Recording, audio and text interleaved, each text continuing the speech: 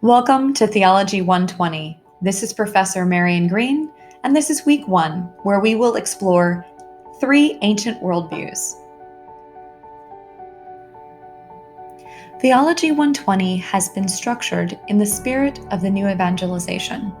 Discussion forums will be every odd week, and you will be required to post your thread by the Thursday of that week. Podcasts and images and impact assignments will be during the even weeks. Each of these assignments lead to your final video testimonial. So I'm giving a link on top to some highlights from alumni who've allowed me to share their examples for you to get a sense of the course in general. Our week 1 focus, as I said before, is all about the worldview. So let's begin with the definition of worldview. Stemming from the German root Weltanschauung, Welt meaning world, and Anschauen meaning perception, it's one's relationship with the world. Specifically by the Psychology Research Network, worldview has been defined as a person's perception of his or her relationship with the world. More specifically, the way in which a person is socialized to perceive, think, feel, and experience the world. It attempts to make sense of life experiences that might otherwise be construed as chaotic, random, and meaningless. The Catechism of the Catholic Church also approaches these ancient worldviews within the readings for this week. For those of you less familiar with the structure of the Catechism, in the description box below, I will link to Alison Blanchett's article, Reading the Catechism 101. There are 2 critical questions that all worldviews address. An origins question, which is where do we come from, and an end question is where are we going. Within these 2 questions are how the worldviews approach the universe, God, and human reason.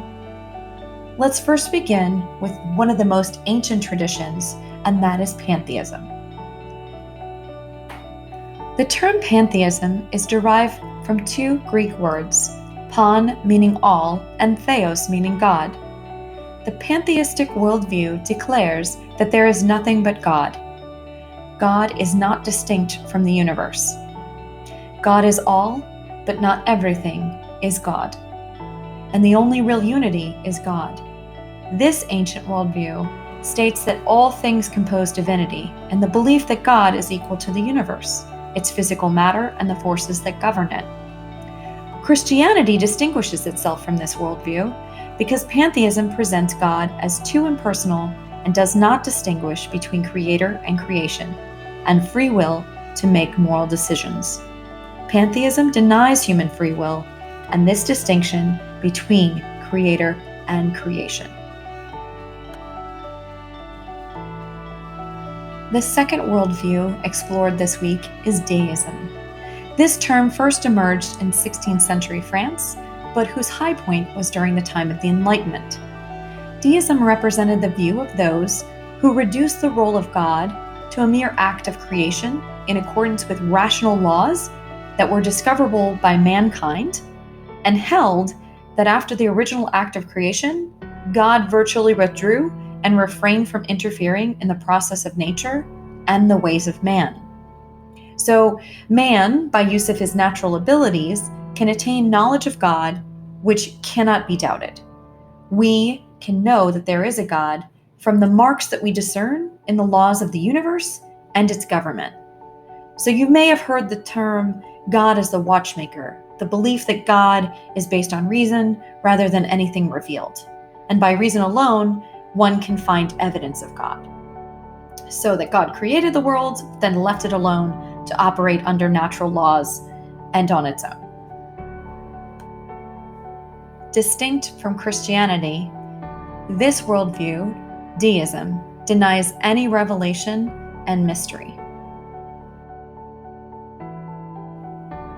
Gnosticism is our final worldview explored in this first week. Emerging more in the 2nd century AD, this worldview held that those who had possession of a secret knowledge of the divine would be saved. Stemming from the Greek word gnosis, meaning to know, The individuals who held this worldview saw themselves as possessing a secret knowledge, and that secret knowledge allowed them to be saved. Another characteristic that this particular worldview held is that the material world, specifically the body, is evil, and they perceived it as a block towards that divinity, towards that salvation, rather than a gift. I'm going to link above to Father James Martin's presentation discussing Gnosticism, specifically in our first church document that you will be reading for this week, Gaudete et Exsultate. And also, that link will be in the description box below. In addition to the paragraphs within the Catechism of the Catholic Church for this first week, you have paragraphs within two church documents, one written by Pope Francis and the other written by the Second Vatican Council. For those of you less familiar with the types of church documents and want to learn more about the distinction amongst them, I invite you to read the two resources that I've linked in the description box below. One is from the Catholic Straight Answers website, and the other from Atlita. They both provide general descriptions of the different types of church documents. The first church document is by Pope Francis, Gaudete et Exsultate, which in English means rejoice and be glad. Within his paragraphs 36 to 62, Pope Francis is commenting about two ancient worldviews that transform through the ages, but they're still present in modern culture. They are called the two subtle enemies of holiness: Gnosticism, which we discussed this week, and Pelagianism, which I will be covering next week. The second church document, Gaudium et Spes, which means the pastoral constitution on the church in the modern world. I want you to focus on paragraphs 23 to 32, the community of mankind, which reminds Catholics of their understanding of being made in the image and likeness of God, the Imago Dei. We are called to have mutual respect and value the dignity of the human person. The Catholic Christians are to view the world as one family, to treat each other in the spirit of brotherhood. We are to help one another in society to honor our communitarian character.